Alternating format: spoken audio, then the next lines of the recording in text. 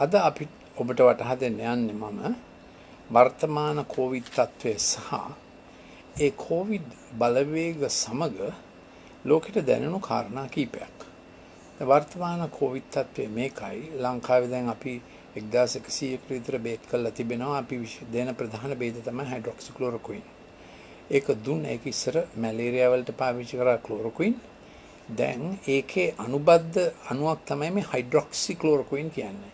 ඒක පාවිච්චි කරා අපේ වෛද්‍යවරු. එතකොට ලංකාවේ මරණ සිද්ධ වුණේ 11යි. ඉතින් ඒක විශිෂ්ට දෙයක්. අපේ වෛද්‍ය සේවය, හෙද සේවා, සෞඛ්‍ය සේවා ගැන අපි බොහොම සූතිවන්ත වෙනවා. ඒ වගේම අපේ මේ කොවිඩ් පාලනය සඳහා ඉවහල් වූ පොලිස් නිලධාරීන්, මිලිටරි සර්විසස් එක්කම ගැන රජය ගැන අපි බොහොම සූතිවන්ත වෙනවා. ඉතින් දැන් අපිට පේන්න තිබෙන්නේ ඇතැම් රටවල් හයිඩ්‍රොක්සික්ලෝරොක්වින් දුන්නෙම නැහැ. උදාහරණයක් වශයෙන් එංගලන්තයේ එහෙ ගොඩක් මරණ වේගය බොහොම වැඩි වුණා.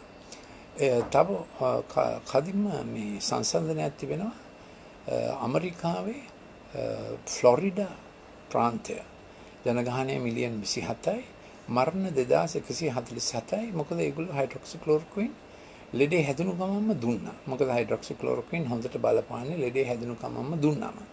දැන් ඔබ සමහර විට බේත් ගැන වැඩි දන්නේ නැති කෙනෙක් වෙන්න පුළුවන්. සමහර විට අහන් ඔබ වෛද්‍යවරයෙක් වෙන්න පුළුවන්. මගේ ශිෂ්‍යෙක් වෙන්න පුළුවන්. මම ડોક્ટર ලලිත් මැන්ඩිස්. මගේ අන්තිම නිලමය පෝස්ට් එක තමයි ලංකාවේ වෛද්‍ය පීඨයක බිෂක් වේදේ ගැන ෆාමකොලොජි පිළිබඳ අංශ ප්‍රධාන ලෙස තමයි මම හිටියේ. මගේ මේ රිසර්ච් පබ්ලිෂ් කරලා තියෙනවා PubMed. ඒ කියන්නේ මුළු ලෝකෙටම තිබෙන වෙබ්සයිට් එකක්. මෙඩිකල් ඉන්ඩෙක්ස් කරලා තිබෙනවා ඇස්ප්‍රින්, ලෝ ඩෝස් ඇස්ප්‍රින්, මිග්‍රේන්, ඉරිටබල් බවල් සින්ඩ්‍රෝම්, ලෙවඩෝපා, පාකින්සන්ිසම් වගේ ඒවා ගැන තමයි මගේ ගවේෂණ තියෙන්නේ.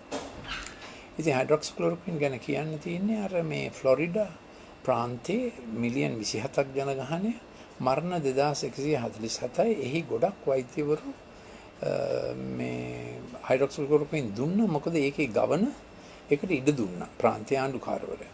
දැන් නිව්යෝක් ස්ටේට් එකේ ගවර්නර් ඇන්ඩ්‍රු කුවමෝ එයා හයිඩ්‍රොක්සික්ලෝරොක්වින් දෙන්න ඉඩ දුන්නේ නැහැ. එතකොට නිව්යෝක් ස්ටේට් එකේ ජනගහනය මිලියන් 26යි. නමුත් මරණ සංඛ්‍යාව 26000ක්. ඉතින් අපිට පේනවා මේ එක එක හේතු මත ඒගොල්ලෝ තීරණ ගත්තම් වෙච්ච දේ.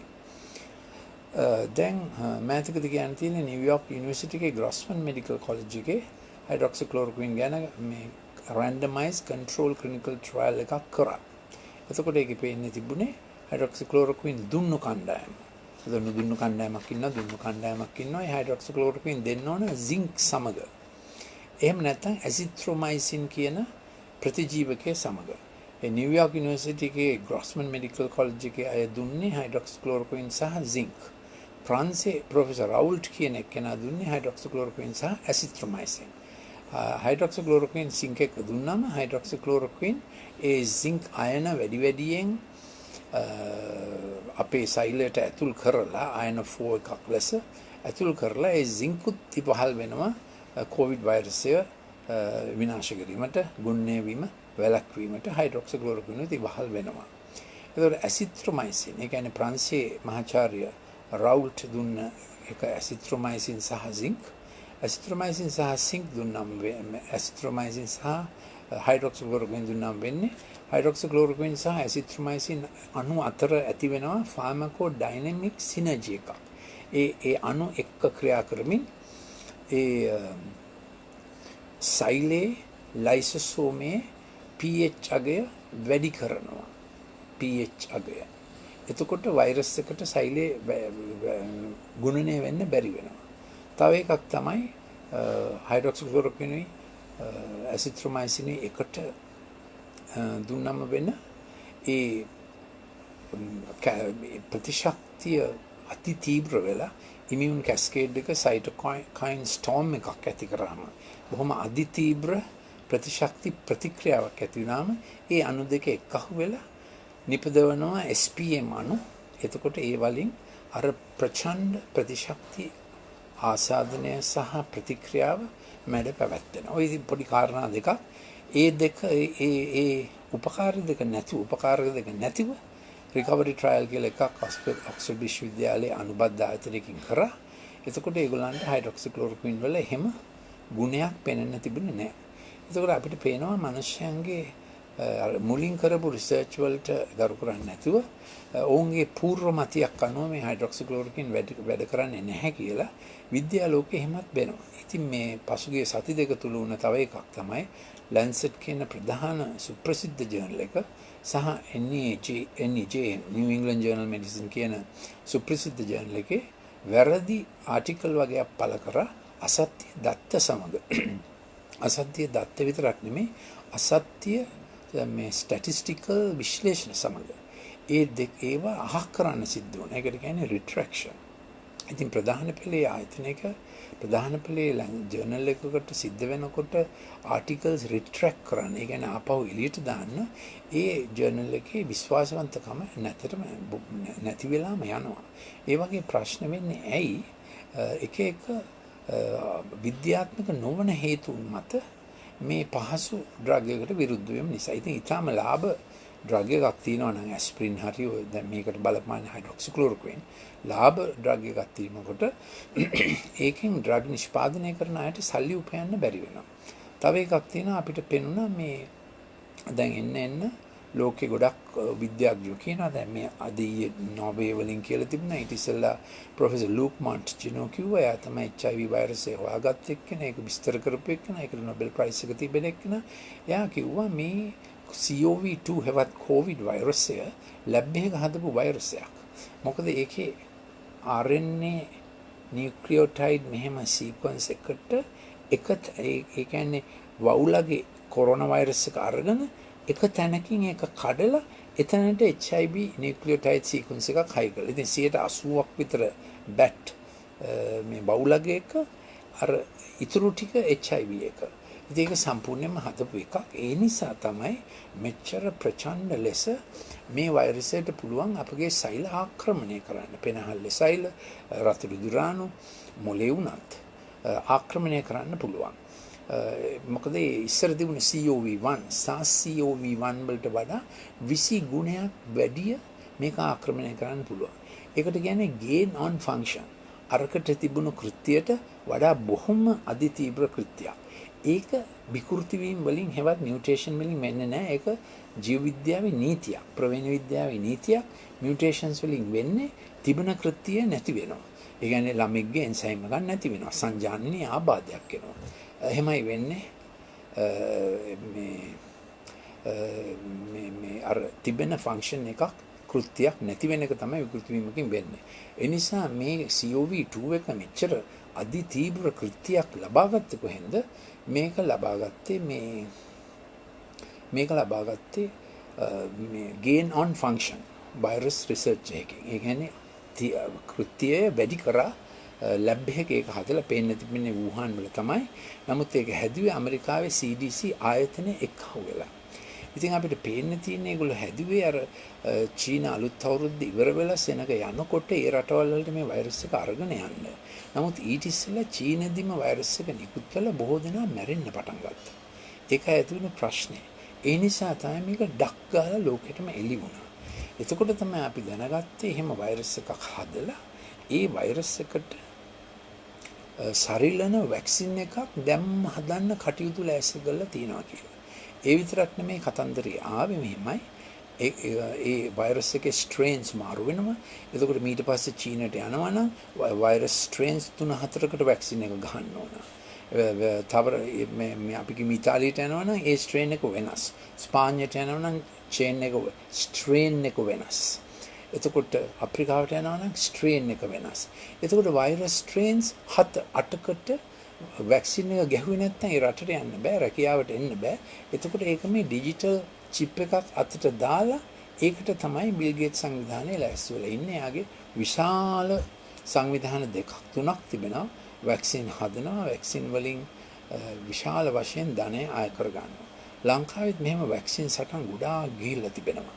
උදාහරණයක් වශයෙන් පොලියෝ වැක්සින් එක, ඒ කියන්නේ ඔරිජිනල් පොලියෝ වැක්සින් එක විශිෂ්ට වැක්සින් එකක්. ප්‍රොෆෙසර් සේබින් කියලා කෙනෙක් තමයි වැක්සින් එක නිෂ්පාදනය කළේ. එයා දේවභක්තික මිනිහෙක්. එයා ඒ වැක්සින් එකට පේටන්ට් එකක්වත් දැම්මේ නැහැ. තමාට කියලා කිසිම මුදලක් ඒකට එකතු කරගත්තේ නැහැ.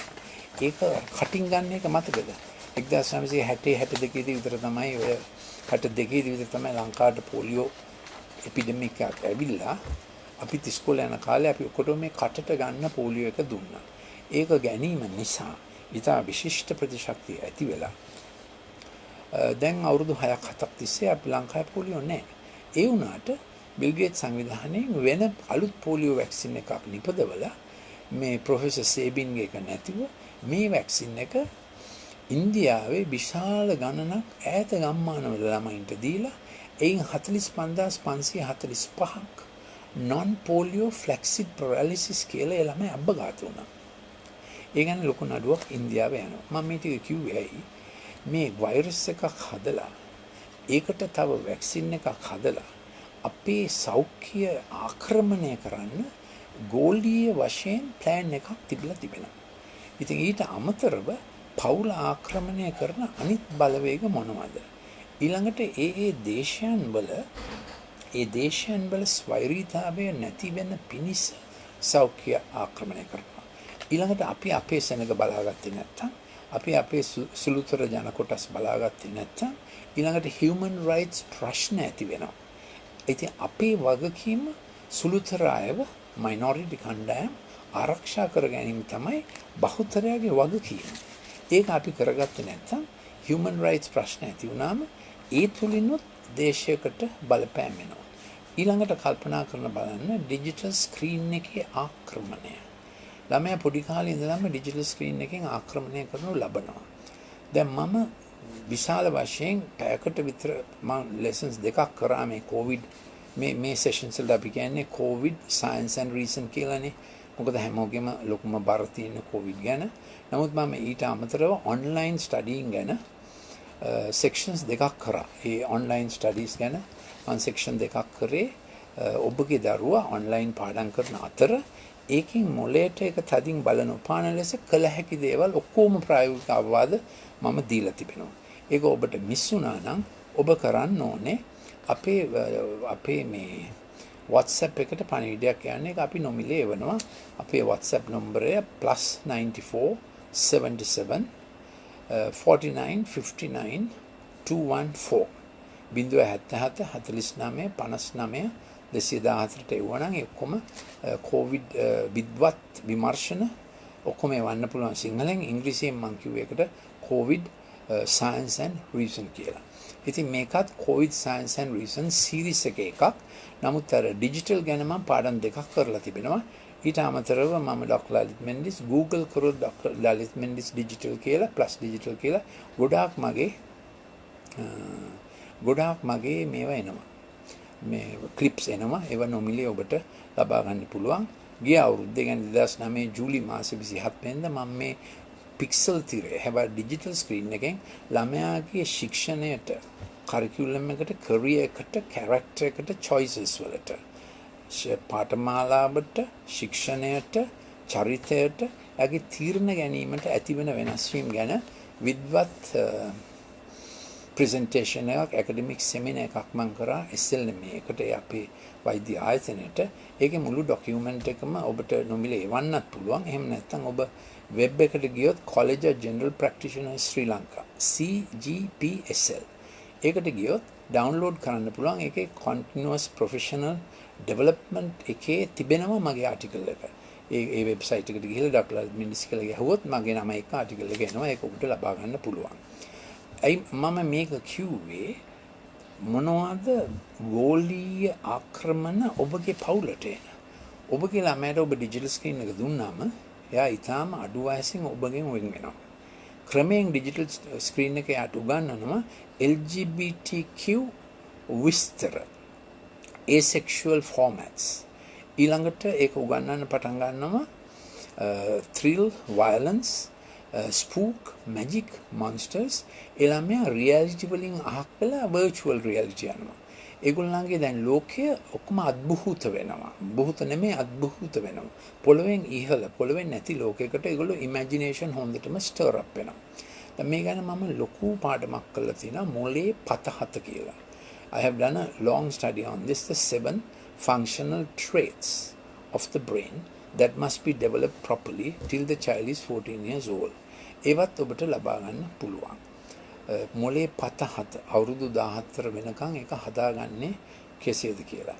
ඉතින් මේ ළමයාගේ පත හරියට හැදුනේ නැතිවම ස්ක්‍රීන් එකේම නිතර ඉන්නකොට එයා විය යුත්තේ කළ යුත්තේ සැලසුම් කරලා තියෙන්නේ top down regulation වලට.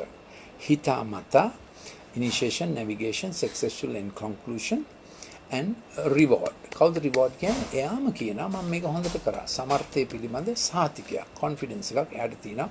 මම පටන් ගන්න එක අවසානයේ දක්වා කරනවා. එහෙම තමයි ළමයි හැදෙන්න ඕනේ. දැන් අපි normal මේ clinics පටන් ගත්තම අපි මේක පටන් ගන්නම එන සිකුරාදා ඉඳලා මේ සිකුරාදා ඉඳලා ඉස්සෙල්ලා ටෙලි ඉන්ටර්විව් එකක් කරන්න පුළුවන් ඩොක්ටර් ජහන් ඩිසල්බර්ග්. ඊට පස්සේ අපි ඇවිල්ලා හම්බෙන්න පුළුවන් අපේ empathic learning center එකක් තිබෙනවා. ඒක නොමිලේ කරන්නේ. ඒක නිසා ඒක අපේ සල්ලි උපයන දෙයක් නෙමෙයි. මේලා දෙමව්පියන් නිතර එනවා.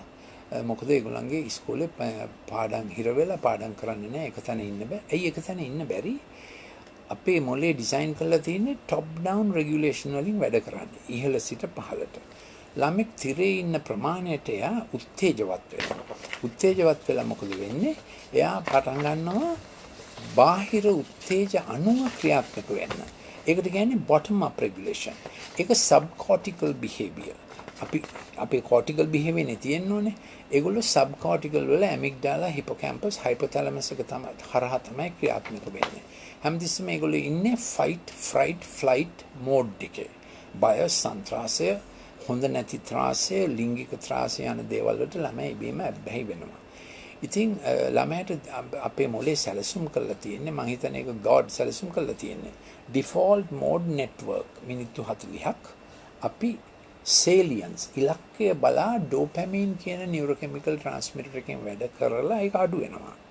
එතකොට අපි satiety වලට තෘප්තිය සඳහා ඒ කියන්නේ මේක හරියට කරාද කියලා බලන්නේ serotonin spike එකක් එනවා. spike එක කියන්නේ ඔක්කොම U curve නේ. ශරීරයේ ජෛව ක්‍රියාවලිය වෙන්නේ U curve වලින්. ඒක මිනිත්තු 15ක් විතර ක්‍රියාත්මක වෙනවා. අපි විචක්ෂණය, සමාලෝචනය, ආපසු බැලීම හරියට මම මේක කරාද ආයෙත් පාඩම් කරන්න ඕනද? එතකොට අර හරියට මම ඒක කරාද ආයෙත් පාඩම් කරන්න ඕනද කියන එක තමයි ළමයාට තියෙන චර්යා වර්ධනය. ඒකත් නැති වෙනවා, ශික්ෂණයක් නැති වෙනවා ළමෙක් ඩිජිටල් තිරේ ඉන්නකොට. ඒ නිසා එයා හිතන්නේ ආයෙත් මම ඊළඟ පැයදී කරන්නේ ඩිජිටල් තිරේ. මේක වළක්වන්නේ කොහොමද? කරුණාකරලා එයාට කියන්න ඕන මිනිත්තු 25කට වඩා පුතා ඩිජිටල් තිරේ ඉන්න බෑ. දෙක හැන්දෑවේ 6න් පස්සේ තිරේ ඉන්න ගත්තොත් මෙලටොනින් ඩිස්ටර්බ් වෙලා එන්න ළමයාගේ මොලේ පාලනය කරන්න බැරි තත්යකට යනවා. එයාගේ නිින්දට බාධා වෙනවා. නිින්ද හරි නිින්ද physiological sleep සමානයි brilliance. Nobody is born brilliant, you have to train brilliant. දැන් අපිට IQ potential එකක් තියෙනවා. අපි digital screen එක ළමයට දීලා ඒක කාගත්තොත් හරි අපරාධයක්. එතකොට එයාට වෙන්නේ මේකයි. He has a great potential. Then he feels he's not matching that potential. එයාට හොඳ ඔන්න අපි කියමු ඩොක්ටර්ස්ලා දෙන්නගේ ළමෙක් හරි ටීචර්ස්ලා දෙන්නගේ ළමෙක් හරි කවුරු හරි කියමුකෝ. එතකොට ඒගොල්ලෝ හොඳ එන්ටර්ප්‍රෙනර්ස්ලා දෙන්නගේ ළමෙක් හොඳ මොලයක් තියෙනවා. ඒක හැබැයි පොටෙන්ෂල් එකක්. එයාට දන්නවා මට මෙච්චරක් පුළුවන්. හැබැයි ඩිජිටල් තිරේ ඉන්න එයාට මෙච්චරයි පුළුවන් වෙන්නේ. එතකොට මොකද වෙන්නේ? ඒ ළමයාට ඇති වෙනවා මට මෙච්චරක් පුළුවන්. මට ඒ වුණාට මෙච්චරයි වෙන්නේ. තමා ගැනම කේන්තියක් ඇති වෙනවා. දෙමව්පිය එක්ක කේන්තියක් ඇති වෙනවා. ඒකයි ප්‍රශ්නේ.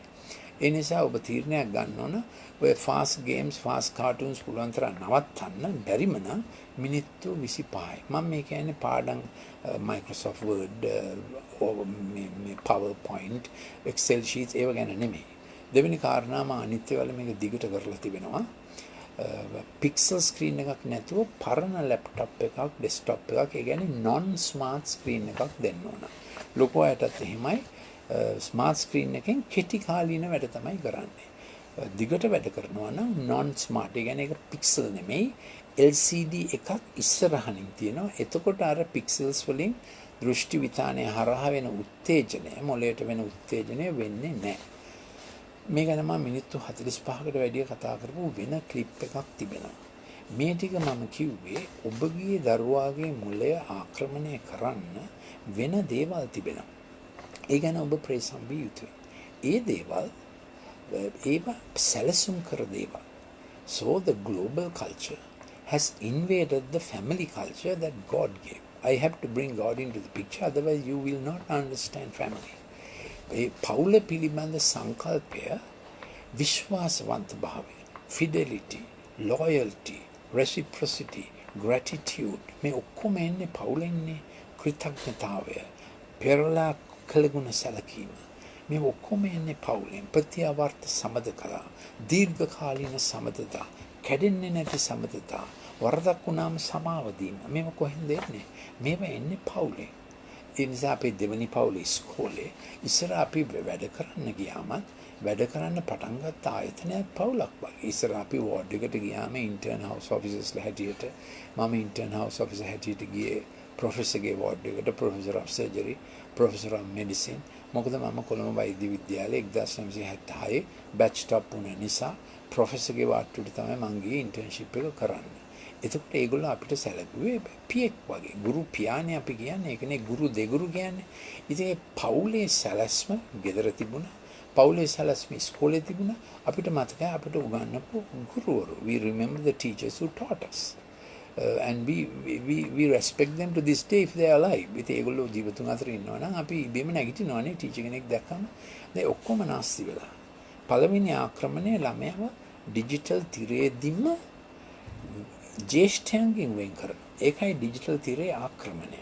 The child is separated intentionally by design. I would have to say it's a diabolic design. Intentionally designed to separate the child from parents, from any senior, separate them from their teachers, and you beget a generation who will very quickly say, I want to do my own thing. That's what the global culture has done. It will work against the family culture in marriage, in sexual identity, in sexual definitions, in every way. If you break up the family, you can make that nation a slave nation very easily. I'll repeat it. පවුල කඩාකප්පල් කරොත් ඒක වහල් දේශයක් වෙනවා ඉතාම ඉක්මනින්. First forward defense line, I like to call it God's forward defense line. දේශයක ඉදිරි ආරක්ෂක වලල්ල මම කැමති කියන්නේ ඒක God තමයි ආරක්ෂක වලල්ල දුන්නේ දේශයකට කියලා. ඉදිරි ආරක්ෂක වලල්ල පවුල. අපේ ඩිෆෙන්සස් හැම එකම තියෙන්නේ පවුල එක්ක. කොටින්ම අපේ ෆිසිකල් ඉමුනිටි, මෙඩිකල් ඉමුනිටි වලටත් පවුල බලපානවා. එකිනෙකාගෙන් ලැබෙන සහජීවී බැක්ටීරියා වලින් තමයි අපි මුලින් ඉගෙන ගන්න. අර පොඩි එකා ඉපදෙනකොට අම්මගේ ඒ උපත්ති කැනල් එකේ තියෙන ඒවා ගිල්ලම තමයි යාට ඉමුනිටි එන්නේ. ඊළඟට අම්මගේ පළවෙනි කිරිවලට කියන්නේ කොලොස්ට්‍රම් කියලා. ඒකෙන් එයාට අවශ්‍ය ඔක්කොම මේ ගැමාග්ලොබිලින්ස් ටික ලැබෙනවා මාස 3කට නැත්නම් මාස 6කට. ඉබේම එයා ඉමියුන්. එහෙමයි මේක විශිෂ්ට සලස්වක්. මේක උල්ලංඝනය කරන හැම තැනම විනාශයක් වෙන්නේ, including cesarean section. You know, in other countries you can't ask for cesarean sections, and people can't the VOG can't do cesarean section without an indication. වෙන රටවල cesarean section කරන්න බෑ. ඒක මේ medical indication එකක් නැතු. අපේ රටේ මොකද තත්ත්වය? VOG ට එන්න බැරි නම් එයා වෙලාවක් දෙනවා මේ cesarean section එක කරන්න. ඉතින් හරිම මෝඩ වැඩක් අපේ දෙමව්පියෝ කරන්නේ. ස්වභාවික උත්පත්ති ක්‍රමය නැතිව ඒක හදලා තින්නේ ළමයාගේ ප්‍රතිශක්තියට. ඒ විතරක් නෙමෙයි අම්මාට බබා ස්වභාවික ලෙස හම්බුනාම සාමාන්‍ය ක්‍රමයට අම්මා දවසෙන් ඕකේ ගෙදර යන්න පුළුවන්. මේ කපලා නේද කොච්චර කරදරයක්ද. එතකොට පෝස්ට්පාර්ටම් බ්ලීඩින් එන්න පුළුවන්. මම ඊට කිව්වේ මේකයි. අපේ වෛද්‍ය වෘත්තියටත් කොච්චර ආක්‍රමණ තිබෙනවද? ඇත්ත අර ඉස්සර තිබුණු ගුරු මුෂ්ටිය. ඒ කියන්නේ බෙනෆැක්ටර්. වෛද්‍යවරයානේ බෙනෆැක්ටර්, නීතිඥවරයා, ජජ්, දේශපාලන ලෝකෙත් දේශපාලනට ගියා. යමතකද ඉස්සර. ඒගොල්ලෝ බෙනෆැක්ටර්ස් නේ. ඒගොල්ලෝ පූජා වෙලා තමයි ගියේ එතනට. පූජාවක් වෙන පිණිස තමන්ම පාඩු වෙලා එතනට ගියේ. ඉතින් එයා සුභසිද්ධ දායකයා. ඉතින් වෛද්‍යවරයා කියන්නේ සුභසිද්ධ දායකයා. සුභසිද්ධ ලාභියා තමයි ලෙඩා. අම්මා කියන්නේ අම්මා ලෙඩෙක් නෙමෙයි. Pregnancy is not a disease. Pregnancy is a physiological condition. I think ඒකයි maternal mortality is a terrible thing. අම්මා කෙනෙක් දරු ප්‍රසූතියට ගිහිලා මැරුණොත් ලොකු examination එකක් කරන්න ඕන. අපේ ලංකාවේ maternal mortality rate ජපානයට වඩා අඩුයි. අපේ ලංකාවේ ඉන්ෆන්ට් මොර්ටැලිටි රේට් ජපානයට වඩා අඩුයි. මොකද ආසියාවේ විශිෂ්ටම ප්‍රිවෙන්ටිව් හෙල්ත් සිස්ටම් එක ලංකාවේ තියෙනවා. ඒක අපි දැනන් හිටියා. නමුත් ඒක ඔප්පු වුණා මේ Covid ප්‍රශ්නේදී. Our health indices are excellent. Some health indices are better than the Western health indices. So we can be always grateful for a nation like us. We need gratitude. Protect your family, protect your nation. That is the main theme of my talk today. ඔබේ පවුල රැකගන්න, ඔබේ දේශය රැකගන්න. ඒ දේශයට ආක්‍රමණය කරන දේවල් තමයි children rights කියලා ආක්‍රමණය කරනවා. ඒ rights කිව්ව ගමන් මොකද්ද වෙන්නේ? minority right එකක් majority සුභසිද්ධියට විරුද්ධව ක්‍රියා කරනවා. When everybody is jostling for their rights, worker rights, labor rights, this right, it works against the common consensus of community. එක එක අයිතිවාසිකම් ඉල්ලනකොට DPO එක එක අයිතිවාසිකම් ඉල්ලනකොට ඒක සාමූහික ප්‍රජා සංශක්තියට විරුද්ධව ක්‍රියා කරනවා. ඒකයි වෙන්නේ. මේ ගැන හිතලා බලන්න. ඒ මොනවද ගෝලීය ආක්‍රමණයන් පාවිච්චි කරන්නේ? දේශයක ස්වෛරීතාවය, දේශයක ස්වශක්තිය, දේශයක ජනතා අයිතිය ඔබෙන් එළියට අරගෙන ඒ ටික දෙන ඒක පාලනය කරන්න උත්සාහ කරනවා. ඒකයි දැන් මේ වේගන යන්නේ. එම නිසා වුන්ට අවශ්‍යයි හැම දේශයකම දේශප්‍රධානය දුෂ්ටයෙක්. එයාගේ වැරදි ඔප්පු කරන්න. දේශප්‍රධානියගේ හැම තිස්සම යාව ක්‍රිටිසයිස් කළා ඒ මනුස්සයාට දේශය කරගන්න බැරි තත්වෙට මේ බලවේගය ඒගොල්ලන්ව පත් කරනවා. දේශප්‍රධානියා හොඳ නැහැ කියලා විවේචනය කරන්න ගත්තම ඊළඟට හැම අය NHS එක හොඳ නැහැ. සෞඛ්‍ය සේවාව හොඳ නැහැ. හැම රටේම මේ කචල්ලක යනවා. අධ්‍යාපනය හොඳ නැහැ. ගුරුවරු උගන්වන්න දන්නේ නැහැ. කවුද දන්නේ? ගුරුවරු උගන්වන්න දන්නේ නැත්නම් දන්නේ කවුද?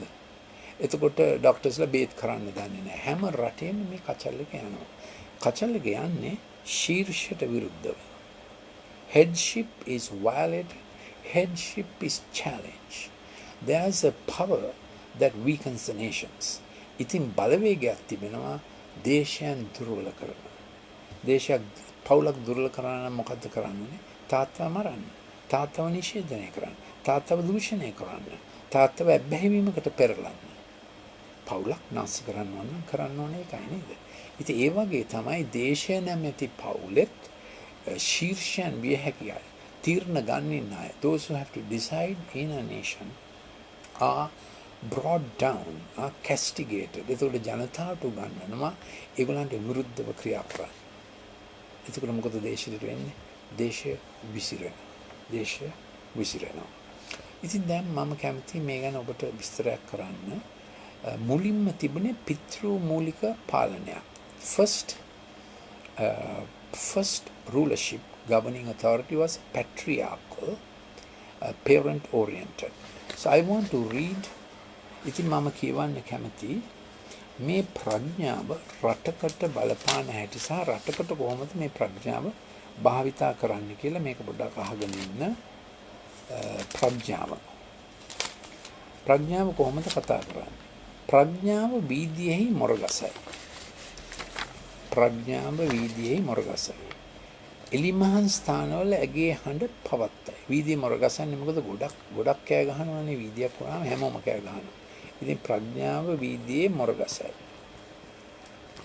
ඊළඟට ප්‍රඥාව සංදි ස්ථානවල ඇගේ හඬ පවත්වයි.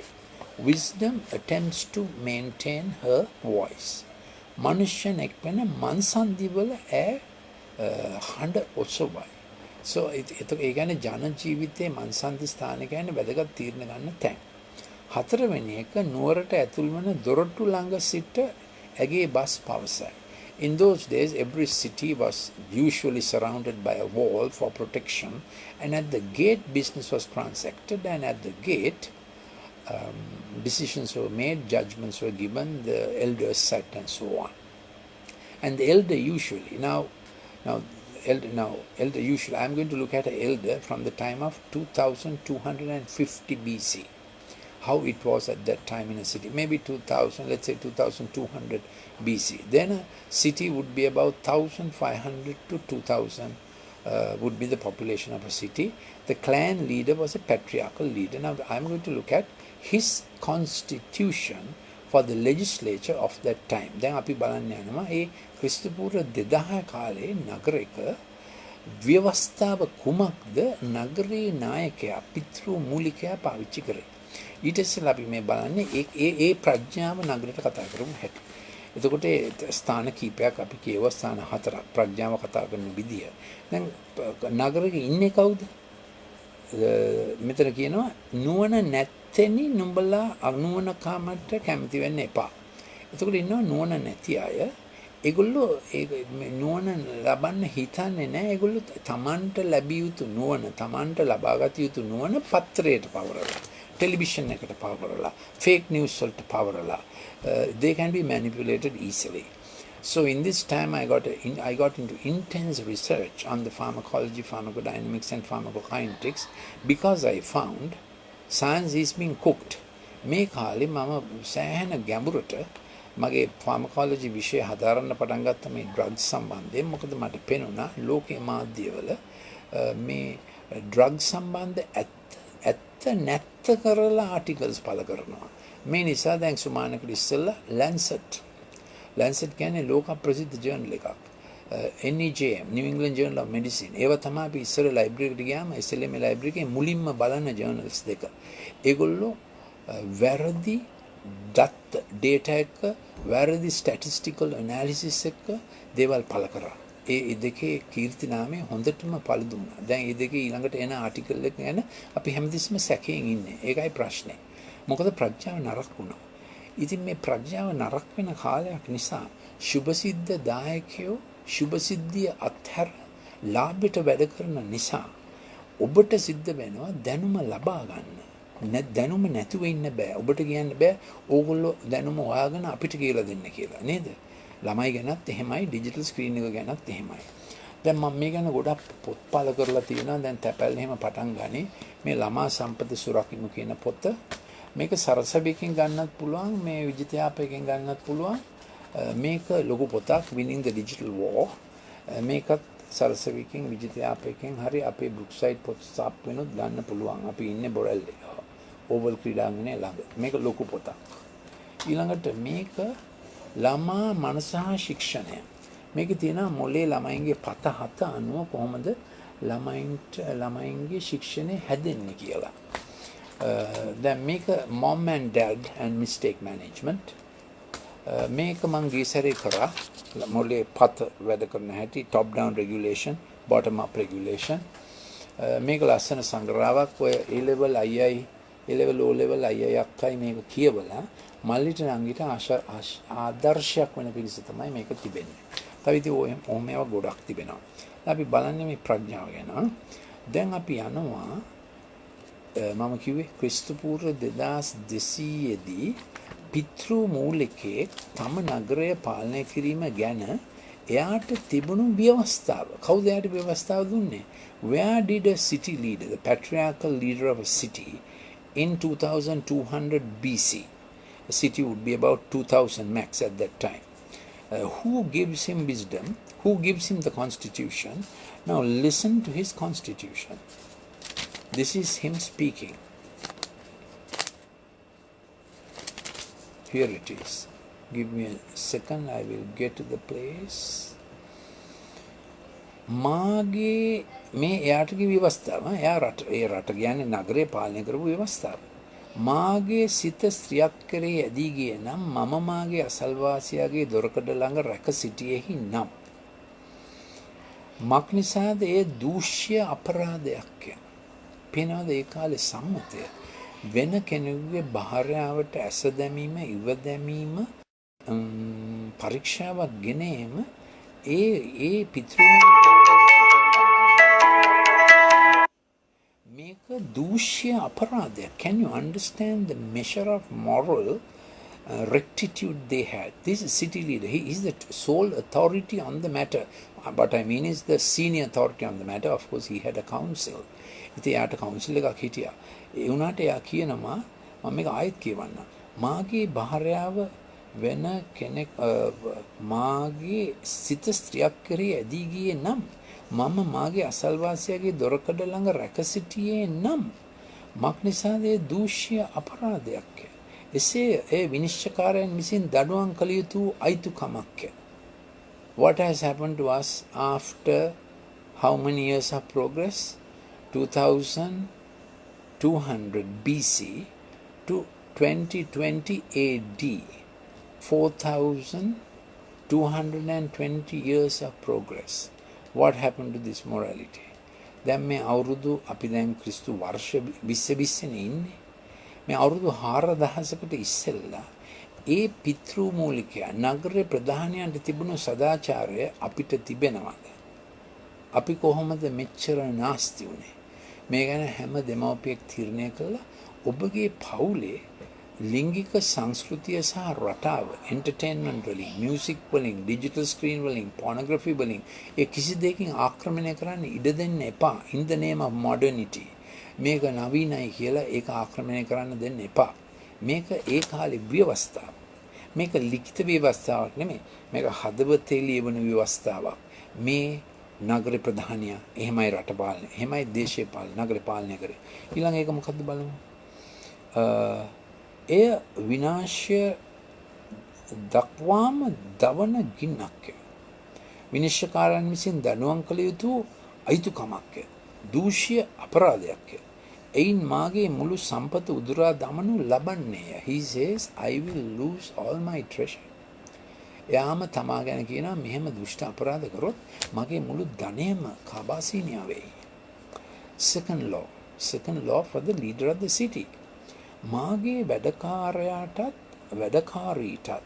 මා සමග විවාද කරන විට මම ඔවුන්ගේ යුක්තිය නොසලකා ඇරියෙම් නම් දෙවියන් වහන්සේ නැගිටින විට මට කුමක් කරයිද? උන්වහන්සේ විභාග කරන කල මා කවර උත්තරයක් දෙන්නද? Can you understand the legislation that govern him? Not written law, written in the heart, written in the conscience. He says, මොකද ඒක මේ හෘද සාක්ෂි ලියවෙන නීතිය නේද? එයා කියනවා මගේ වැඩකාරයා සහ වැඩකාරී මා සමග විවාද කරන විට. Do you think an employee can now argue with the chairman? Out you go. Out you go.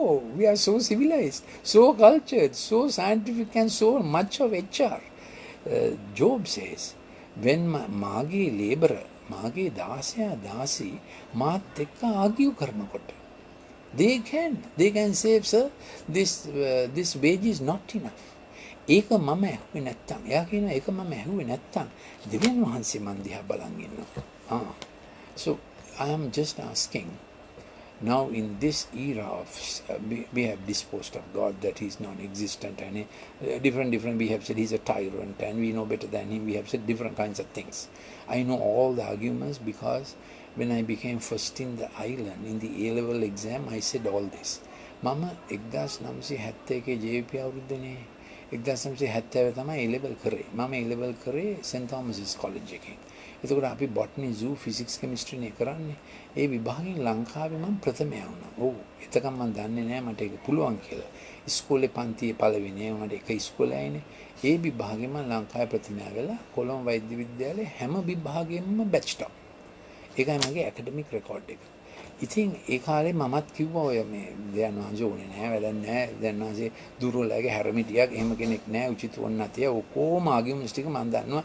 all the 10 sets of evidences from paleontology and morphology and all that I knew at the tip of my fingers. But ඒක ඒ වුණාට මට පේනවා මම ඔක්කොම සාක්ෂි දැනන් හිටියා. පරිණාමයේ ඇත්ත මොකද කියන සාක්ෂි මම ඔක්කොම දැනන් හිටියා. කඩපාඩමින් දන්නවා. ඒ වුණාට මට පේනවා මගේ මොළේ තීව්‍ර වෙනකොට මේක හීන වුණා. ඔබ try කරලා බලන්න.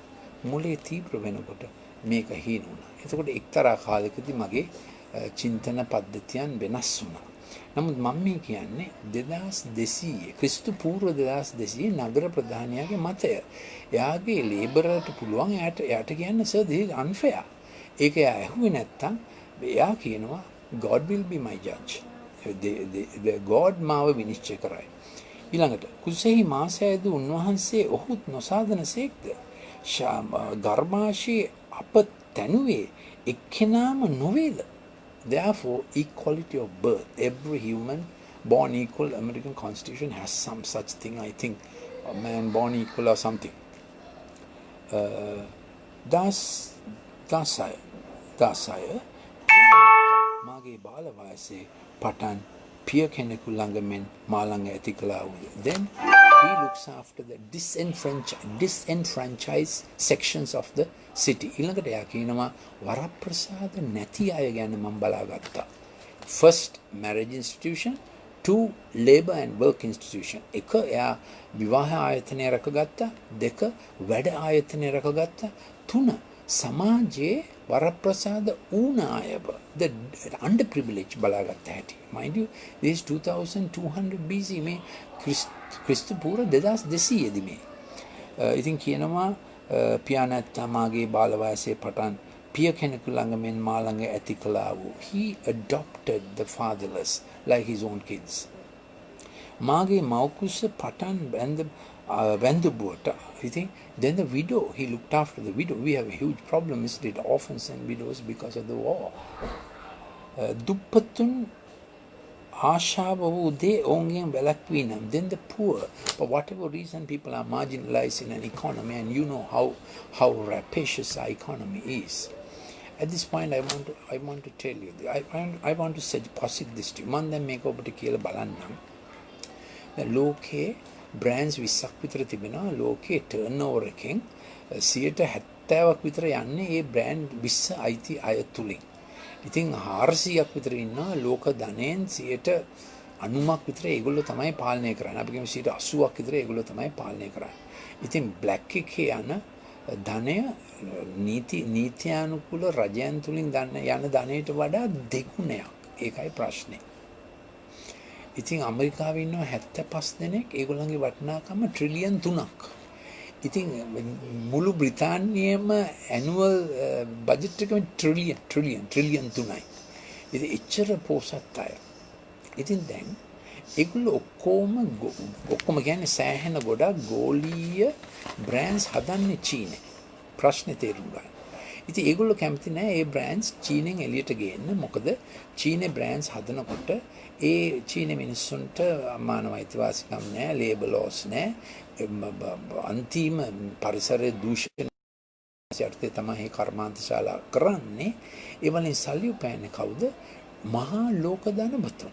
එතකොට ඒගොල්ලන්ගේ බ්‍රෑන්ඩ් එකේ ලෝම ක්වොලිටි එක යනවා අප්‍රිකාවට, මිඩල් ක්වොලිටි එක යනවා අපිට, highest quality එක යනවා ඇමරිකාට, යුරෝපෙට. එහෙම තමයි බ්‍රෑන්ඩ්ස් වල වැඩ. සබන් උනත් සබත් උනත් හැම එකම එහෙමයි. ඩ්‍රග්ස් උත් එහෙමයි. මම පොඩි එක්ස්පෙරිමන්ට් එකක් කියන්න. අපි SPMC එක හදනවා amoxicillin. ඉතින් ඔබට ඊළඟට ડોක්ටර් බේතක් ලිව්වම ගිහින් නිකන් ගන්න එපා. බේතක් ලිව්වම ඔබ ගිහිල්ලා SPMC එකේ amoxicillin අරගන්න ඉල්ලන්න කටින්ම ඉල්ලන්න SPMC හදපු amoxicillin. මම නම් ලියන්නේ එහෙමයි. amoxicillin SPMC 500 mg 8 hourly. එමය amoxicillin දෙන්නේ 8 hourly. දවසට 3 සැරයක්. 1 gram BD දෙන්නත් ඒ උනාට ගිහලා ඔබට ලියුපිතර ගන්න SPMC ඉල්ලගෙන තුන්වෙනි ඩෝස් එකේදී මුත්‍රාවල එනවා ගඳක්, amoxicillin ගඳ. ඒකට කියන්නේ pharmacokinetics අවශෝෂණය වෙලා ඩෝස් 5කින් යුතු ලෙවල් එක එනවා. තුන්වෙනි ඩෝස් එකේදී එනවා මුත්‍රාවල ගඳ. ඊට පස්සේ වෙන බ්‍රෑන්ඩ් එකක් අරගෙන බලන්න. ඒක තුන්වෙනි ඩෝස් එකෙන් ගඳ එන්නේ නැහැ. මොකද ලංකාවේ හදන එකේ ක්වොලිටි එක අරකේ නැහැ. ඒකයි තත්ත්වය. ඉතින් මම මේ පොඩි උදාහරණයක් කිව්වේ. ඉතින් ඒගොල්ලෝ පෝසත් වෙනම චීනේ ඒ සිස්ටම් එක තුලින්. මේක චීනෙට බනින්න වැඩක් නෙමෙයි. මේ සිස්ටම් එක හැදිලා තියෙන හැටි. චීනේ ගොඩක් ළමයි ඉන්නවා තැන් වල ශල්‍ය කර්ම කළා. අවයව එළියට අරගෙන. ඒ ලොකු අවයව ට්‍රේඩ් එකක්. පෝසත් රටවල අය චීනෙට යනවා කිඩ්නි බද්ධ කරන්න, liver බද්ධ කරන්න. ඔබ පුදුම වෙනවද? ලංකාවෙත් මේක 3 සැරයක් කරලා අහු වුණා. ඒ නිසා ලංකාවේ කරා හැබැයි මේක අහු වුණා. ඉතින් ඒක දැන් කරන්නේ නැහැ. ඉතින් එච්චර එහෙමයි තත්ත්වය යන්නේ. ඉතින් එම නිසා ඒගොල්ලන්ට කිව්වොත් ආපහු ඇමරිකාවට ගිහිල්ලා මේ කර්මාන්තශාලා කරන්න කියලා ඒගොල්ලෝ කැමති වෙන්නේ නැහැ. ඒගොල්ලන්ගේ දැන් අදහස ඇමරිකාව වැටිලා චීනේ තුලින් ඒගොල්ලන්ගේ ධනෙ උපය ගන්න ඕන කියන එක තමයි. මේකයි මේ යන අර්ගලය. ඊට අමතරව මේ වෛරස් එක ආවා. වැක්සින් එකක් හදන්න ඕන කියලා කියනවා. මම කිව්වා වැක්සින් එකේ ප්‍රශ්නේ. දැන් ඔක්ස්ෆර්ඩ් එක කියනවා වැක්සින් එක හැදෙන්නේ නෑ වගේ කියලා. මොකද මේ කෘත්‍රිම වෛරස් පොලියෝ වෛරස් වගේ නෙමෙයිනේ. මීසල්ස් වගේ නෙමෙයි, රුබෙලා වගේ නෙමෙයි. මේවා කෘත්‍රිම වෛරස්. ඒක මිනිස්සු හදපු වෛරස් RNA පොඩි ස්ට්‍රෑන්ඩ් එකක් දාලා ප්‍රෝටීන් ටිකක් අලවලා වගේ එහෙම තමයි මේ වෛරස් හදලා තියෙන්නේ. එතකොට ඒගොල්ලන්ට වැක්සින් හදන්න බෑ. දැන් HIV වෛරස් එකට වැක්සින් එකක් තියෙනවද? නෑනේ. අවුරුදු කීයක්ද? 1973 ඉඳලා HIV දාන්න වැක්සින් එකක් නෑ. ඇයි නැත්තේ? වැක්සින් හදන්න බෑ. SARS CoV 2003 නේ ආවේ. ඒකට වැක්සින් එකක් තියෙනවද? නෑ. ඇයි හදන්න බෑ. ඉතින් දැන් මේ වැක්සින් එකට ඔක්ස්ෆර්ඩ් එක ලොකු උත්සාහයක් ගන්නවා. Oxford General Institute of Vaccinology. ඒගොල්ලෝ සහතික කරොත් අපි පිළිගන්න ලෑස්ති. එහෙම නැතුව ෂැන්හයි වලින් කියනකොට 99% ස්ථිරයි වැක්සින් එකක් හදනවා කියලා සබ්ජෙක්ට් එක දන්න අපිට හිතනවා මේක නම් අමුතු කතන්දරයක්. මේක පොඩි ඇන්දීමක් කියලා. ඒ වෛරස් ගැන තත්ත්වය. නමුත් අපි වෛරස් සහ වැක්සින් තුලින් මිනිස්සු මහා ලාභයක් හදන හැටි. අපි තා පොඩ්ඩක් මේක බලමු. 2200 නගරයක් ගවන් කරපු නගරයකට තිබුණු ව්‍යවස්ථාව. ඒ නගරේ පාලනය කරව නගරේ රැකගත්තා වූ පිතෘ මූලිකයන් තුලින් ඒගොල්ලන්ගේ ව්‍යවස්ථාව මේ. ඉතින් කියනවා දුප්පතුන් ආසා වූ දේ. ඒ කියන්නේ දුප්පත් වෙන්න ඉඩ දුන්නේ නැහැ. දුප්පතුන්ට තිබුණා වෙල්ෆෙයාර් සිස්ටම් එකක්. පියානැත්තාට මාගෙන් කොටසක් යමෙක් වස්ත්‍රයක් නැතිව සිටියොත් එහෙම ඒ එක මේ ටික ඔක්කොම තිබෙනවා. පියානැත්ත ගැන ගොඩක් තිබෙනවා. ඉතින් මම මේ ටිකක් කිව්වේ ඊළඟට මගේ රත්තරන් මගේ බලාපොරොත්තුව කොට ගතිමුණා. ඒ ගැනත් මට දණ්ඩනයක් විනිශ්චයක් තිබේ. ඉතින් මම මේ ටික කිව්වේ ඒ කාලේ තිබුණු ව්‍යවස්ථාව. එතකොට one patriarchal father clan leader. දෙක ආගමික පූජකයෙක් තුලින් වෙන පාලනය. ඉතින් ආගමික පූජකයෙක් දේශපාලනයෙක් එක්ක වුණාම ලෝක ඉතිහාසයේ පුරාම ඒක ලොකු අරගලයක් වුණා. ඕගොල්ලෝ අහලා තියෙනවා අරිට්ටකි වෙන්ඩු සහ දෙවන කීර්තිකුම මේ කවුද? ටිකිරි කුමරු රාජසිංහ අතර තිබුණ බන්ධනය නේද? ඒක මහා අඳුරු කාලයක් වුණා. ඊළඟට රුසියාවේ රස්පුටින් සහ සා අතර තිබුණු බන්ධනය. මොකද මේ ආගමික විශ්වාසය සහ ජොලිතය මේ ඉහළ එක්ක තිබිය යුතු එකක් නේ. ඉහළ එක්ක තිබිය යුතු එක හරහට පාවිච්චි කරන්න ගියාම මේක බරපතල ප්‍රශ්නයක් වෙනවා. ඕනෑම රටක දේශපාලනයට ආගම එක්ක වුණොත් ඒක තීව්‍ර අරගලයක් වෙනවා. ප්‍රංශ විප්ලවයේ කාලෙත් එහෙමයි, රුසියානු විප්ලවයේ කාලෙත් එහෙමයි. මේක ලොකු බරපතල ප්‍රශ්නයක් වෙනවා. ඒ ආගම එක්ක වීම දේශපාලනයට. Then there was the feudal state. ඒ කියන්නේ මේ රදලවරු ටික දෙනෙක් රජුරුව එක්ක එකතු වෙලා හෝ රජුරුව නැතුව හෝ ඔක්කොම ඉඩම් ඒගොල්ලන්ට අයිති ගොවියා අඳේට ඉන්නේ. එතකොට ඒගොල්ලෝ කියන්නත් පටන් ගත්තා මේක දෙයියෝ දුන්න ක්‍රමය කියලා. ඒක දෙයියෝ දුන්න ක්‍රමය නෙමෙයි. දෙයියෝ හදපු එක ස්ටේට් එකයි තිබුණේ. ඒක ඊශ්‍රායලය. ඔක්කොටම සම ලෙස ඉඩම් බෙදලා දුන්නා. එතකොට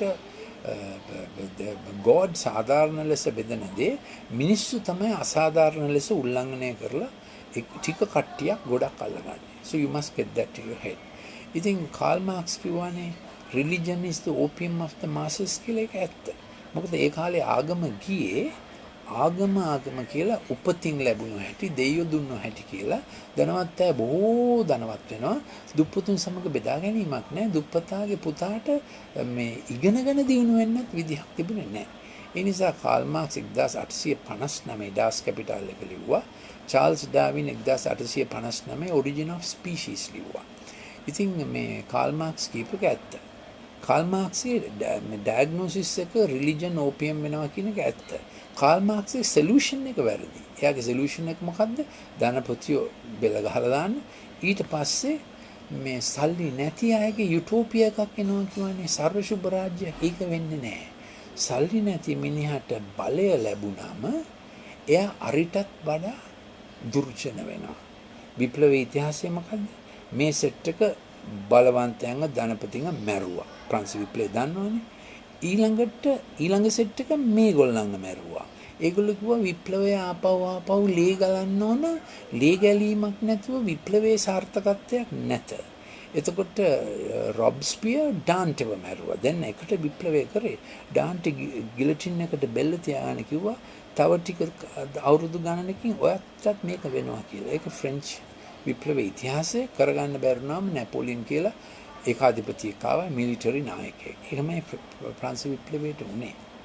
ඉතින් මේ ආගම අභිංග කියන්නේ මොකද ඒකේ අදහස? ආගම කියලා දෙවියන් දුන්න හැටියට කියලා මිනිස්සු ධනපතියා තම ධනය විභාජනය කරලා අනිත් අය උදෙසා ආයෝජනය කරලා ඒගොල්ලන්ට රැකියාවක් දෙන ක්‍රමයක් හිතන්නේ නැති වෙනවා. දැනුත් ඒකයි වෙන්නේ මේ ස්ටොක් මාකට් එක එහෙම ප්ලේ කරනකොට සල්ලි තියන අය කොහොම ඒගොල්ලන්ගේ සල්ලි ඒගොල්ලන්ට තියාගන්නවා. දැන් දෙවියන් වහන්සේගේ අදහස සල්ලි මල්ටිප්ලයි කරන්න වැඩ ක්ෂේත්‍රය හදන්න පුළුවන් එක්කෙනා ගෝඩ්ගේ අදහස මොකද්ද? එයා වැඩ ක්ෂේත්‍ර හදන්න ඕන, ලයිව්ලිහුඩ්ස් හදන්න ඕන, එම්ප්ලොයිමන්ට් හදන්න ඕන. තම ධනය ඕකේ 10න් එකක් තමයි තියාගන්න. 10න් 9ක්. එයා ඒක ව්‍යවසායදායකයා ලෙස ඩිප්ලොයි කරනවා, ඉන්වෙස්ට් කරනවා, ආයෝජනය කරනවා රැකියාව ලැබෙන ලෙස. එහෙම තමයි ඉක්විටබල් ඩිස්ට්‍රිබියුෂන් එකක් වෙන්නේ. සාධාරණ බෙදීමක්. ඔක්කොම ඉක්වල් නොවෙන්න පුළුවන්. නමුත් හැමෝටම ලිවිං ඉන්ඩෙක්ස් එකක්, ජීවන දර්ශකයක් තිබෙනවා. ධනවතා කෙනෙක් කෙනා තමාගේ ධනය පාවිච්චි කරනවා වැඩ ක්ෂේත්‍ර වගා කරන්න, ඩෙවලොප් කරන්න, ඒවල සාධාරණ රැකියාව දෙන්න. ඒකට ඒ එතික් එකකින් තමයි වෙස්ටර්න් සිවිලිසේෂන් දියුණු වුණේ මේ ගෝඩ්ගේ එතික් එක නිසා, ධර්මාචාරය නිසා. කොහොම හරි ඉතින් එක කාලයක් තිබුණා රජුරෝ තමයි නීතිය. රෙක්ස් ලෙක්ස් රජුරෝ නීතිය. එතකොට එයා වංගිඩි දාලා කොටන්න කිව්වොත් වංගිඩි දාලා කොටනවා. බෙල්ල ගහලා දාන්න කිව්වොත් බෙල්ල ගහලා දානවා. කැක්කිලි රජුරෝ වගේ කියන එක ආවේ හිමනේ අර තාප්පය දෙයට ගියාම තම්බිවාලියට අලියට කියලා මැරුවා. ඔව්. මතකයිනේ කතන්දරේ කැක්කිලි රජුරුවන්ගේ නඩු තීන්දුව. අපි ඉතින් හරි ප්‍රේසම් වෙන්න ඕන අපි එහෙම රටක ඉන්න නිසා. by the way නේද? ඔව්. එහෙම ගතිය අපිටත් තියෙන්න පුළුවන්. කැක්කිලි රජුරුවන්ගේ පෙළපතෙන්නේ අපි ඉන්නේ. ඒ කියන්නේ ප්‍රේසම් වෙන්න ඕන. when rex is lex රජුරුව නීතිය වුණා. මොකද වෙන්න ඕනේ? නීතිය රජුරුව වෙන්න ඕනේ. ඉතින් 1615 දී 20 දී විතර ජෝන් ලොක් කියලා එක්කෙනෙක් මේ ගැන සැමුවෙල් රදර්ෆෝඩ් කියලා එක්කෙනෙක් මේ ගැන එංගලන්තේ ගොඩක් මේ නීතිය ගැන ලිව්වා ඒගොල්ලෝ. ඒක හදන්න. පාර්ලිමේන්තුවක් ගේන්න. 1250 දී තමයි මේ රජුරුවන්ට වඩා පාර්ලිමේන්තුව බලවත් කරන්න ලොකු උත්සාහයක් ගත්තා. 1250 දී මැග්නා කාටා එකක් ගෙනල්ලා ප්‍රජාතන්ත්‍රවාදය by the people of the people for the people by the people කියන මූලධර්මය ආවේ. සෙනග විසින් සෙනග උදෙසා සෙනග හරහා කියන මූලධර්මය. තව එකක් තියෙනවා ප්ලූටෝක්‍රසි කියලා. ඒක කිව්වේ ප්ලූටෝ. එයා කිව්වා මේ සාමාන්‍ය මිනිස්සුන්ට පාලනය බෑ. විශිෂ්ට කට්ටියක් ඉන්නවා. ඒගොල්ලන්ට තමයි පාලනය කරන්න පුළුවන් කියලා. එහෙම තමයි මේ ගෝලීයවාදීන් හිතන්නේ. සාමාන්‍ය මිනිස්සුන්ට පාලනය බෑ. අපි ඔක්කොම ටික ලංකාවේ තේ ටික අපේ අතට ගන්නම්. ඉන්දියාවේ මොනවද? තවත් තායිලන්තේ හාල් ටික අපේ අතට ගන්නම්. ඉන්දියාවේ හයිඩ්‍රොක්සික්ලෝරොක්වින් ටික අපේ අතට ගන්නවා. ඔය හැම රටකම තියෙනවානේ ගෝත් දීපු සම්පත්. ඒ ටික ඔක්කොම ඒගොල්ලන්ගේ අතට අරගෙන මේ ජහමනතාවට මහජනයාට ටික ටික අපි දෙන්නම්. ඕගොල්ලෝ දන්නේ නැහැ ඕගොල්ලන්ගේ රටේ සම්පත් පාලනය කරන්න. එහෙම තමයි ඩෙට් ට්‍රැප්ස් හදලා තිබෙන්නේ. ආර්ථික වශයෙන් වහලුන් කරන පිණිස. මේ ගැන පොඩ්ඩක් හිතලා බලන්න ඕන. පවුල නැති වෙනවා, දේශයේ ස්වෛරීතාවය නැති වෙනවා, දේශයේ සම්පත් දේශයේ සෙනගට නැති වෙනවා. ඉතින් අපේ උදක්ම පැතුම සහ උත්සාහය දේශයේ සම්පත් දේශයේ උපරිම යහපත සඳහා, රටවැසියාගේ උපරිම යහපත සඳහා අපිම පාලනය කරගමු නේද? අපේ රටේ මුලේ නැතිව නෙමෙයිනේ. මේ ගැන අපි තාම උත්සුක වෙමු. එතකොට ඩෙමොක්‍රසි. මැකියවෙලියන් ප්‍රින්සිපල්මුත් ඔකට අයිති කෙනෙක් ෆ්ලොරන්ස් වල. එයාගේ අදහස අපි තමයි දන්නේ. කොක්කෙන් හෝ කෙක්කෙන් උලෙන් හෝ පිලෙන් ඒ ඉලීට් අය මහ ජනතාව පාලනය කිරීම. ඊළඟට ආවා මාක්සිසම්, වාමාංශික, කැපිටලිසම්, දක්ෂිණාංශික. දැන් උනේ මොකද? ජොන් මේනාඩ් කීන්ස් කිව්වා පරිභෝජනය වැඩි කරන්න. එතකොට ඩිමාන්ඩ් එක වැඩි වෙනවා. එතකොට ඉල්ලුම වැඩි වුණාම ඕන තරම් සැපයුම දෙන්න පුළුවන් කියලා අපි අවුරුදු 40ක් තිස්සේ පුදුම ලෝකයේ ස්මොගැස්පෝඩ් එකක් කරගෙන බුෆේ එකක් කරගෙන කෑවා ඇඳා සුන්දරවි චූස් කියලා කෑවා. අවුරුදු 40න් අපි අවුරුදු 400ක ඒවා නාස්ති කරා. ඒ විතරක් නෙමේ දැන් ඉකොලොජි එක රිකවර් වෙන්න බැරි තත්ත්වයක තිබෙන්නේ. මම මේ ගැන දිගට ලියලා තියෙනවා, ක්ලිප්ස් කරලා තියෙනවා. එක උදාහරණයක් තමයි අපේ සාගර පතුලේ සාගරේ තියෙන එවරස්ට් වල වඩා උස කඳු. සාගර පතුලෙන් තමයි මේ ඔක්සිජන් ගොඩක් නිපදෙන්නේ. දැන් සාගර පතුලේ තිබෙන වෘක්ෂජාතිය මාළු රෑන් පුංචි මාළු වැඩි වෙලා කාගෙන යනවා. හේතුව මොකද්ද? අර ලොකු මාළු ඩයිනමයිට් දදා අල්ලනවා, ට්‍රෝලර්ස් වලින් අල්ලනවා, පුංචි මාළු ගොඩාක් වැඩි වෙලා. දෙවෙනි කාරණාව සාගර පතුලේ මේ කොරල්ස් මැරි යනවා. ඒ කොරල්ස් වලින් තමයි අපේ ලෝකේ pH එක පාලනය කරන්නේ. කොරල්ස් තමයි ලෝකේ කිඩ්නි එක. ඉතින් මනුෂ්‍යයාගේ කිඩ්නි එක 3න් 1කට 33ට බැස්සොත් රීනල් ෆේලියර් වෙනවා. එතකොට ලෝකේ දැන් කොරල්ස් 40ට බැහැලා තියෙන්නේ. තව ටිකක් බැස්සොත් මොනවා වෙයිද කියලා විද්‍යාඥයන්ට කියා ගන්න බෑ. මේක නවත්තන්න බෑ. ඒකයි ප්‍රශ්නේ. ගෝලයේ රත් වීම ඇත්ත. ඒකට ඒක නවත්තන්න බැරි එකයි ප්‍රශ්නේ. විද්‍යාත්මක ක්‍රමවලින් නවත්තන්න බෑ. අපි ඕවර් ද එජ් ගිහිල්ලා. ඒකයි ප්‍රශ්නේ. ඉතින් 1989 දී රුසියාව වැටුණානේ. ඒ කියන්නේ මේ සෝවියට් රාජ්‍යය වැටුණාට පස්සේ නියෝ ලිබරල් රූල් එකක් ආවා. ඒකවල දක්ෂිණාංශිකත් නෙමෙයි වාමාංශිකත් නෙමෙයි. ඒ රටවල ධනපතියෝ තීරණයක් ගත්තා. අපි අපේ රටේ ධනය පුළුවන් තරම් අපේ අතට ගමු. අපි පොඩි ක්ලබ් එකක් හදමු. ගෝලීය ක්ලබ් එක. එතකොට අපි අනිත් රටවලත් ධනය අපේ අතට ගමු. එහෙම තමයි නියෝලිබරල් ගියේ. මේක මේ පරණ වාමාංශික නෙමෙයි මේ. පරණ වාමාංශිකේ කොච්චර රට උදෙසා වැය වුණාද? කොච්චර කෑ ගැහුවද නේද? මේගොල්ලෝ ගොඩක් පූජා වුණා අය. මේක නියෝලිබරල්. නියෝ ලෙෆ්ට් ලිබරල්. ඉතින් ඒගොල්ලෝ ටික දෙනෙක් පොසත් වීමට ඉතින් ඒකට කොහොම මීඩියා ඒ විදිහට තමයි කතන්දරේ යන්නේ. මම කියවනේ ලෝකෙ පුළුවන් තරම් චීනෙන් excuse me කර්මාන්ත දාලා චීනයට shift කරලා ඒක ආයෝජන සහ එක්ස්පෝර්ට් කියන්නේ මොකද? අපනයන මධ්‍යස්ථානය කරගෙන මේ මුළු මහා රටේ බිලියන 1.2ක ජනතාව නේද මේ? ඒ ජනතාවගේ අනාගතය මොකද්ද නේද? අහලා තියෙනවනේ චීනේ නගර දුම් වලින් පිරීලා. මේක කොමියුනිස්ට් ප්‍රශ්නයක් නෙමෙයි. ඒ රටේ නායකයෝ ගත්ත තීරණය. තනිකර ඒක මුළු රටම ආයෝජන කලාපයක්. දැන් ලංකාවේ ආයෝජන කලාප තියෙනවනේ. අපි කැමති නෑනේ. මතකනේ රතුපස්වල වෙච්ච දේ. මහා සටනක් ගියා නේද? ඉකොලොජි ගැන, මේ පරිසරයේ දූෂණය වීම ගැන. චීනේ කිසි සැලකිල්ලක් නෑ. ඉතින් ජනතාව ලෙඩ වෙනවා දැක්කනේ වෛරස් හැදුවා. ඒක CDC එකෙන් කරේ. වුහාන් කියන්නේ ඒගොල්ලන්ගේ හොඳම ලස්සනම නවීන නගරය. මිලියන් 13ක් ජනතාව එයින් ලක්ෂ 5ක් යුනිවර්සිටි PhD professorsලා ස්ටුඩන්ට්ස්ලා Wuhan their best modern city. මොන දුකක්ද උනේ නේද? කොච්චර මැරුණාද? ඉතින් අපිට හරි දුකයි චීනේ ගැන. මේක leftist rightist question එකක් නෙමෙයි. neoliberal කියන්නේ ලෝකෙ ටික දෙනෙක් ඒගොල්ලන් දැන් ධනෙ සෑහෙන හම්බ කරගෙන ගියා. ගැස්සුණු වැඩේ තමයි කොවිඩ් එළියට පැන්න. හිතුවට වඩා ඉක්මනින්. නැත්තම් වෙන්න තිබුණේ ඒ චීන අලුත් අවුරුද්ද ඉවර වෙලා පෙබරවාරි අන්තිම වෙනකොට තම රටවල් වලට ලෙඩේ අරගෙන යන්න හිටියේ. හැබැයි ඒක පෙබරවාරි මුල ඉඳන්ම එන්න නවත්තන්න බැරි ලෙස වැඩි වුණා. ඒ නිසා ලෝකය දැනගත්තා මෙහෙම ප්‍රශ්නයක් හදලා තිබෙනවා. වෛරස් එකක් හදලා තියෙනවා.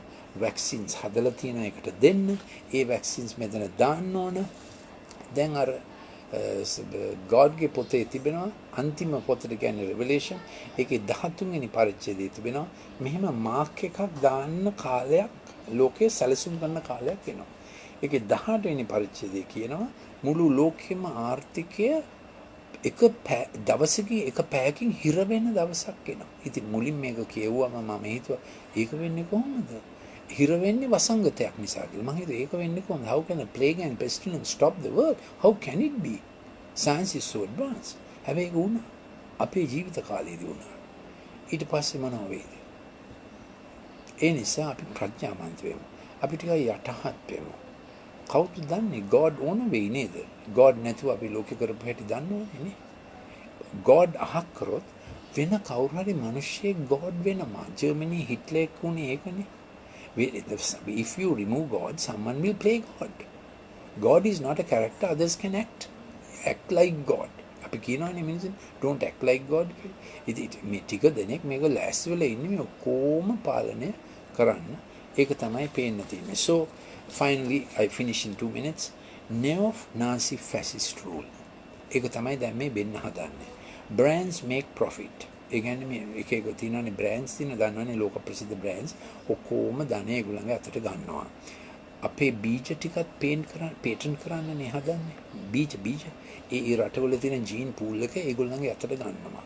ඒකට ඇග්‍රෝ කෙමිකල්ස් නැතිව කරන්න බැරි genetically modified බීජ හැම රටටම පුෂ් කරනවා. ඒකට අර pharmaceutical companies doctors ලා වල්ල ගන්නවා වගේ agrochemical companies agriculture officers ලා වල්ල ගන්නවා. ඒගොල්ලන්ගේ භාර්යාවට agrochemical මේ කඩයක් දාලා දෙනවා. කෘෂි රසායන කඩයක් දාලා දෙනවා. ඒගොල්ලෝ තමයි කියන්නේ අරක ගහන්න මේක ගහන්න ලෝකෙම chemicalize කරනවා. වෛද්‍ය විද්‍යාවට උන වැඩි නේ. දන්නේ නැතුව නෙමෙයි මේක දන්නවා. ඉතින් brands අපිට අපේ seeds බීජත් අපිට නැති වෙන වැඩක්. Only the fittest should survive. එතකොට උචිත නැතිය. Only the humans are the biohazard. මේ ළඟදී කිව්වා Google එකේ කෙනෙක් කිව්වා humans are biohazard. මේ මිනිස්සු තමයි මේ biohazard එක මේ අන්ත්‍රාවක්. ඒ නිසා ඉස්කෝලේ යන්න ඕනේ නැහැ. ස්ක්‍රීන් එකෙන් ගෙදර ඉඳලා කරන්න. මේ COVID එකනේ වැඩි නේ. ගෙදර ඉඳලා කරන්න ඔක්කොම එකිනෙකා දකින්න ඕනේ නැහැ. ඉස්කෝලේ ඕනේ නැහැ. ස්ක්‍රීන් එකට අපිව වහලෙක් කරන්න. We have to fight this. We need our schools back. We know how much our schools did for us. අපි දන්නවා ඉස්කෝලේ කොච්චර අවශ්‍යද. ඒක දෙවනි පවුල අපේ යාළුවෝ ඇති වුණේ. දීර්ඝකාලීන සම්බන්ධතා ඇති වුණේ එහෙම නේද? ඉස්කෝලේ ගිහිල්ලා ක්‍රීඩා කිරීම කොච්චර අවශ්‍යද? ඉගෙන ගැනීම කොච්චර අවශ්‍යද? Narcissistic, I call this narcissistic Nazi crazy. Narcissist ගැන මට දැනත් කියන්න වෙලා මදි. නත්සි කියන එක තේරෙනවනේ හිට්ලර් කරපු ද ඉයුජෙනික්ස් කරා විශිෂ්ට જાතියක් ඇති කරන්න හැවිද්ද මිනිස්සුන්ගේ ජෙනෝමය වෙනස් කරන්න හැවිද්ද ඒ ඔක්කොම ලෑස්ති කරලා තියෙන්නේ. අර නියුක්ලියෝටයිඩ්ස් ඉන වැක්සින්ස් දැම්මම දෙකක් වෙනවා. මේ එකක් අපේ ප්‍රතිශක්තිය ඇවිස්සෙනවා. ඒතර හැමතිස්සම අපි ඉන්නේ නිකන් ලෙඩක් හැදුනා වගේ. ප්‍රතිශක්තිය හොඳ නැහැ. ඒකයි මේ කොවිඩ් එච්චර නරක වුණේ ෆ්ලූ ෂොට්ස් ගන්න රටවල. ඊළඟට මේ අනිත් එක තමයි වෙන්නේ neo-feudal insidious occupation of health, foods, agriculture, manufacture මේ ඔක්කොම මේ ටික දරා ඒගොල්ලන්ගේ ඕන විදිහට පාලනය කරන්න හදන්නේ. මේ consumerism the opium of the people. ඉතින් දැන් ආගම නෙමෙයි මිනිස්සුන්ගේ අභින් වෙලා තියෙන්නේ අර පරිභෝජන වාදය. කොච්චර දුන්නත් මදි. ළමයිනුත් කියනවා මදි. Social injustice until nations lose social immunity in disruptive, divisive, divide and rule neo-Nazi tactics. ඉතින් හැම කොටසම වෙන් කරනවා. කළු අයව සුදු අයගෙන් වෙන් කරනවා. දෙමළ අයව සිංහල අයගෙන් වෙන් කරනවා. සිංහල අයගේ අර කානුව මේ කානුව වෙන් කරනවා. සමාජයේ සංශක්තිය නැති වෙනවා. ඊළඟ ඒ සංශක්තිය නැති වෙනවා. ඊළඟට සන්තතිය නැති වෙනවා. සංශක්තිය කියන්නේ එකමුතු වීම. සංසතිය කියන්නේ ඊළඟ පරම්පරාව අපි මොනවද දෙන්නේ නේද? ඒක නැති වෙනවා. ඊළඟට මොකද කියන්නේ destroy the visible monster. දැන් ඇමරිකාව විනාශ කරන්න තමයි අදහස. මොකද හැමෝම අර සතුටේ කොනනේ. ගොලායත් කෙනෙක් කොන බිම ගහන්න. එහෙම තමයි ඒක ටැක්ටික් එකක්. ඒක විප්ලවයේ ටැක්ටික් එකක්. දෘශ්‍යමාන සතුට ක්‍රියේට් කරලා එයාව මරන්න ඕන කියන එක. ඊළඟට පටන් ගන්නවා ඊළඟ එක්කෙනා මරන්න ඕන. ඊළඟ එක්කෙනා. එහෙම තමයි ෆ්‍රෙන්ච් රෙවොලියුෂන් එකේ උනේ. ඉතිහාසයේ මේ දත්ත තියෙනවා. ඉතින් ඒ ටික දෙන තමයි මේක පාලනය කරන්නේ ඒගොල්ලන්ගේ අදහස. ඉතින් මේක ඉතා කනගාටුදායක දෙයක්. thank you අහගෙන හිටියට මේ අපේ මේවා අවශ්‍ය නම් සිංහලෙන් හෝ ඉංග්‍රීසියෙන් +94 77 49 59 214 077 49 59 214ට අපිට WhatsApp එකක් එවන්න. Thank you for listening. I hope this helped you. මේක ඔබට ප්‍රයෝජනයක් වුණායි කියලා මම හිතනවා. බොහොම ස්තුතියි අහගෙන හිටියට.